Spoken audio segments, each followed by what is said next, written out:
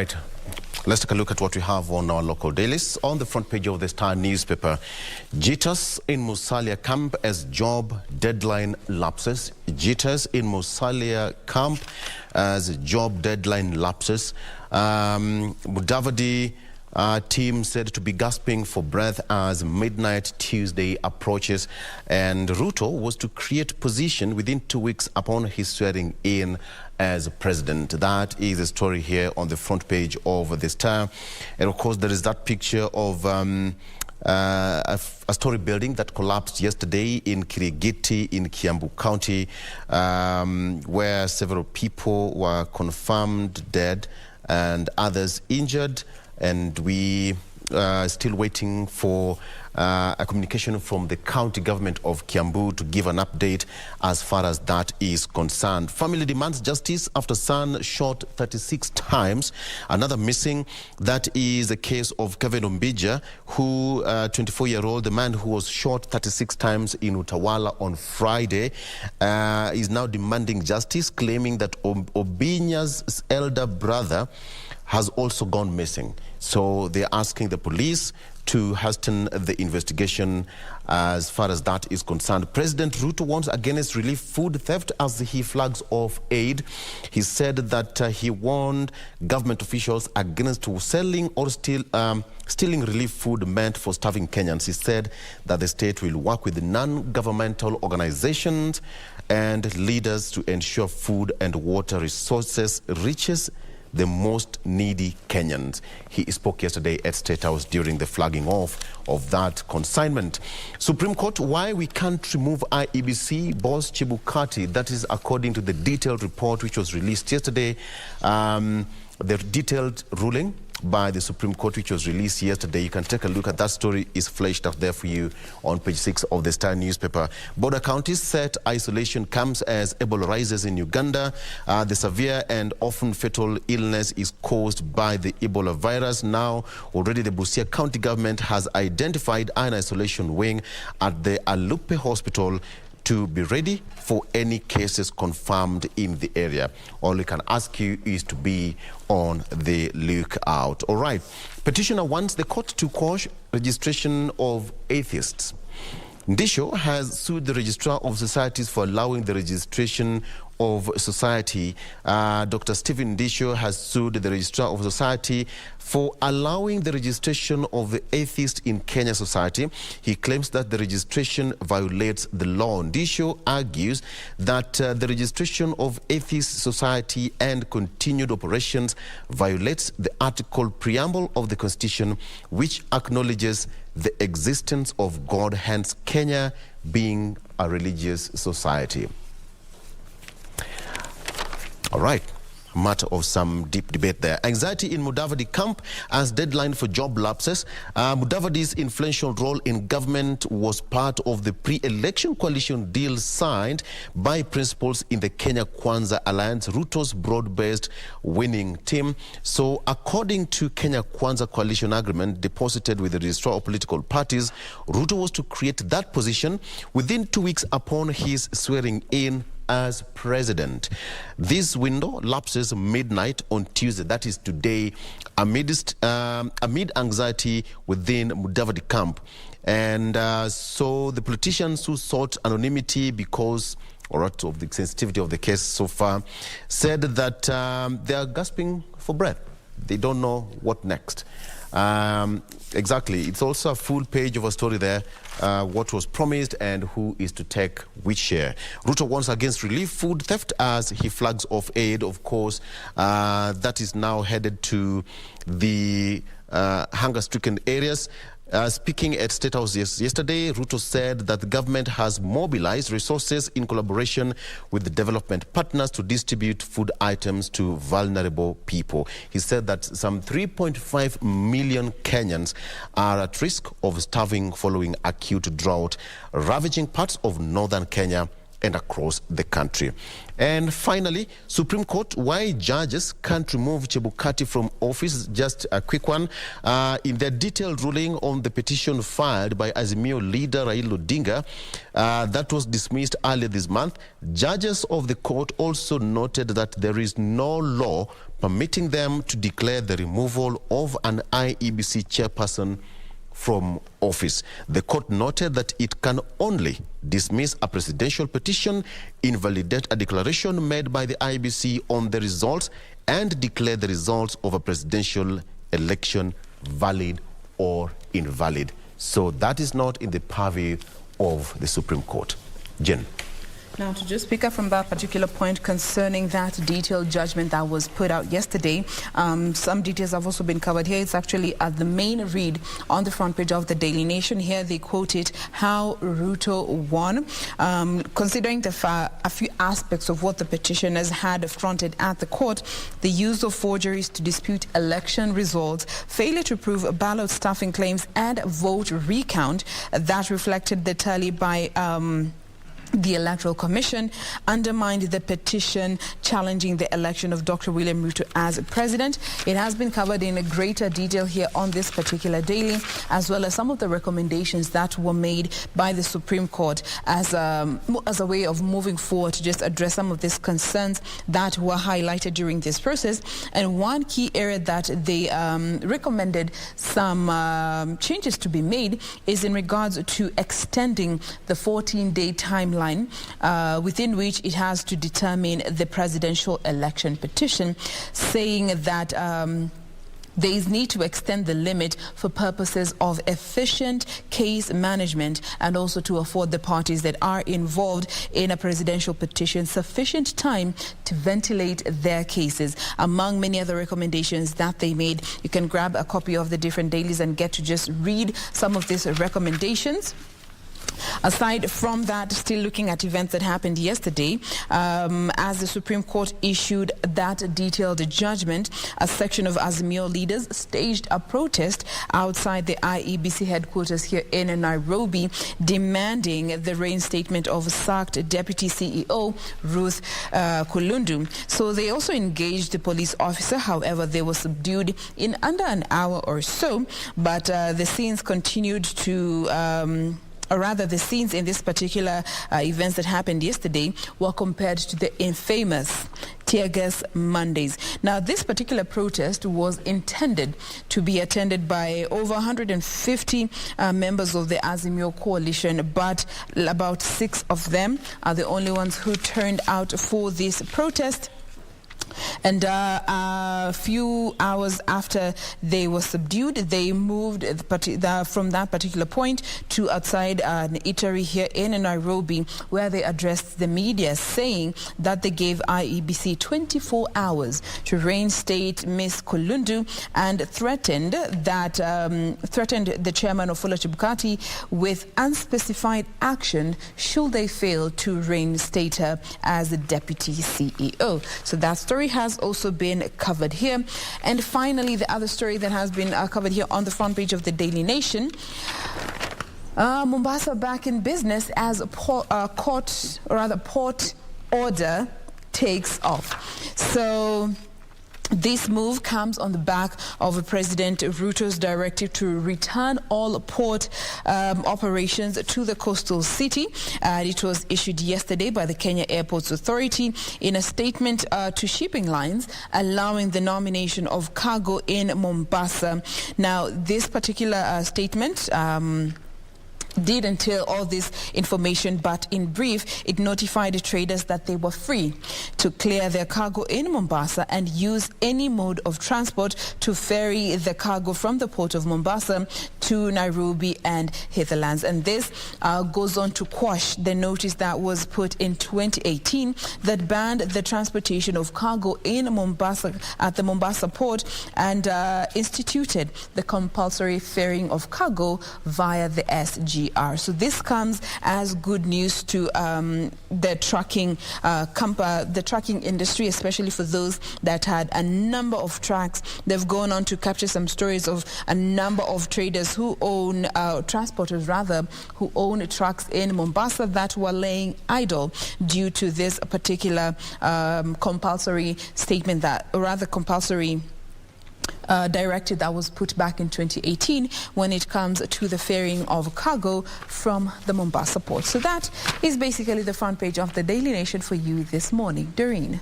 And then lack of clear evidence cost Azimio the case. With the Venezuelan angle, nothing but hot air. This is what the seven-member bench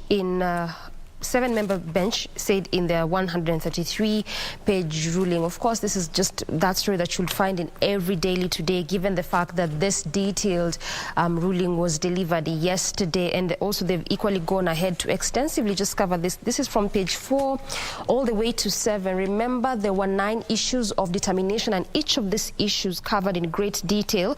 Key among them, whether there was interference with the uploading and transmission of election results between polling stations, the issue of technology as well, the issue of difference between Form 34As uploaded on IEBC public portal with those that were being brought, to the National Tallying Center, as well as the ones issued to agents, and equally also the issue and the postponement of elections that in the various areas where there was postponement, that is Kakamega, Mombasa, as well as the different other constituencies. So clearly that just amongst the various issues that the judges were determining, covered in great detail as to why they ruled in the way in which they ruled. So even as that is happening, just giving reasons as to why the Azimio case was thwarted in favor of, Kenya Kwanza there, or Ruto's win, I should say, and why it was upheld. On the same breath, the Kenya National Commission on Human Rights equally also released a report on this year's elections compared to 2017, and in their report just also clearly indicating on the number of persons that lost their lives. And going by what we have here is that this number has significantly reduced from 99 in 2017 to 7. So yes, much as they acknowledge that lives were lost, they've also gone ahead to say that indeed this was also clearly one of those peaceful elections. Of course, just in addition to the 2002 general election, clearly also the 2022 elections was clearly one of those peaceful elections. Also in their report, they've gone ahead to say that there were three lives were lost before and then 4 after the polls. Away from that, also state urges women to ignore family planning myths. Of course, there's been quite a lot that is being said in respect to family planning. Some just saying that is one of those reasons of barrenness, as well as other complications being profiled there. But going by what the ministry is now saying is that this should largely be ignored, and also going by what was released yesterday is that they have equally made significant efforts since early 1960s to just reduce the rapid population boom as a result of family planning as well. This article well highlights some of those gains they have made, and also just doing away with some of those myths and misconceptions surrounding the issues of family planning. And then obviously you'll equally have that story concerning matters of drought, starvation. It's one of those key things that we are facing as a country, so to speak.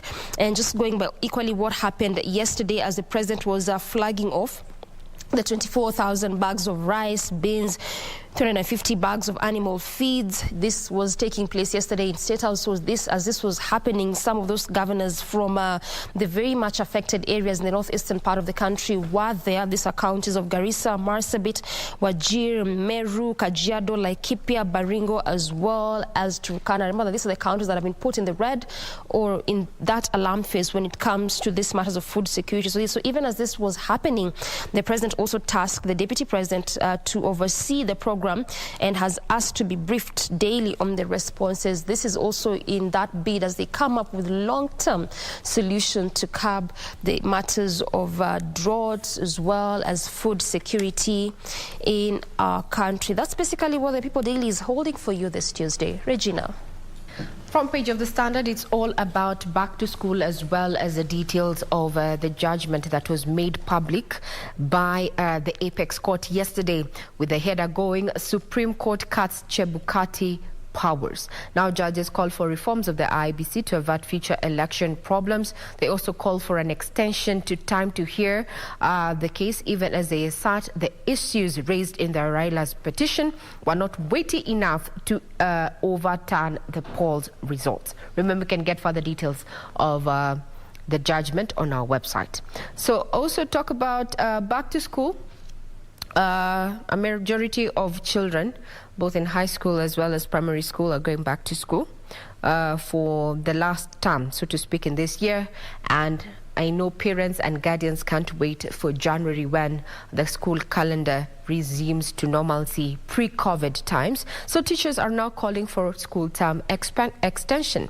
Why are they calling for a school term extension? This has just been less than a week's rest, so to speak. Let's just give you some of the details as captured here. The teachers now say they extend the school term for adequate learning and exams. CS education that is quoted here, everybody seems to be worried that time should be extended. In my assessment, most schools have completed the syllabus. That's according to the CS education. Professor George Magoha. On the other hand, Akelo Misori of Kupet, the Secretary General, that is, says that we are asking for an equal number of days to those interfered with by the electoral period. I don't know what you have to say in regard to that matter. Has your child, or what is your child saying in as far as the syllabus is concerned? In the next few months or so, we are going to see candidates both in grade 4 as well as class 8 sit for their national examinations. There's a task force is going to be set up to review CBC there, not ban it as expected there, or as a majority of people have been asking the government to do away with, or rather abolish CBC, citing some few challenges there, especially within the marginalized regions. Now, CBC capitation funds is still a big headache for the new government. We'll be waiting to see if this is an issue that is going to be taken up by the task force that has been set up, that is to be set up to review the CBC and make it more efficient. So 1 million children are malnourished, given that even the country is at least 10 counties, and the residents therein are staring at starvation, and there the government flagged off at least 50 trucks of relief food headed to those affected areas. But I think in the 21st century, we should be done with the issue of handouts when it comes even to food relief aid, that we need to be sustaining in as far as matters of agriculture are concerned. This is a conversation that is going to be put up in detail when it speak matters in the headlines, as well as news check that is going to be coming up with Ben Troy, who is going to be engaging a panel that is going to discuss on matters food security. So do keep it right here, and also we value your feedback in regard to that matter. Across the world is that a woman is set to lead Italy as the right wing wins. Now, as we've been saying, there's a slogan that we have said here, that the future is definitely female, and it is taking shape. Now, the Brothers of Italy won the most votes in Italy's national elections, looking set to deliver the country's first female prime minister. Grazie Italia. That is where she's been captured there in this particular article. You can get to know what is happening across the world also on our website. Being that it's Tuesday, it's matters of finances, and the conversation is all about, where are we in as far as the value of the shilling to the greenback? It has been at an all-time low, continuing to sink further. And there's a pullout here looking at the aviation industry that really is pinning its hopes on the new regime to fly it out of turbulence. And according to pilots, they say there's need for an overhaul of KQ's management. Now, 156 billion shillings is what the government, the previous regime, intended to spend in KQ's multi-year restructuring program. And at least 120 million is a cost of leasing one aircraft, which pilots say is above the global average. This is an article that is looking at the aviation industry at a time when, stakeholders have also been calling for the implementation of the open sky policy, while insiders also think that this shouldn't happen because it's going to deny business to local airlines. Quite an intricate balance there. We'll wait to see what this new administration has to offer in as far as matters of aviation is concerned. That's just about a sneak peek of the front page and the few details that have been given there in this particular article, in this particular paper, being Tuesday, September 2020. 27th, a day when all eyes are focused on back to school, as well as some developing stories, as you can see there from our caption there, is that lawyer Paul Gicheru is dead, and this has been confirmed, and he was found dead in his current home. Also unconfirmed reports is that this actually happened after he had lunch with his son, and his son is currently fighting for his life in an unnamed hospital across Nairobi County. We'll be keeping tabs on that as one of the developing stories, as well as looking at back to school, how the roads are going to be looking like at a time when Kenyans, especially parents, have been saying that you know, the terms are too short. Teachers are also saying that the terms are too short. They may not have enough time to have completed the syllabus. We'll be keeping tabs on that. Remember, you're watching In the Headlines right here on KBC Channel 1. I leave in the able hands of my colleagues, Victor, Doreen and Jane, to take it away. Enjoy the rest of your viewing. I'm Regina Manyara.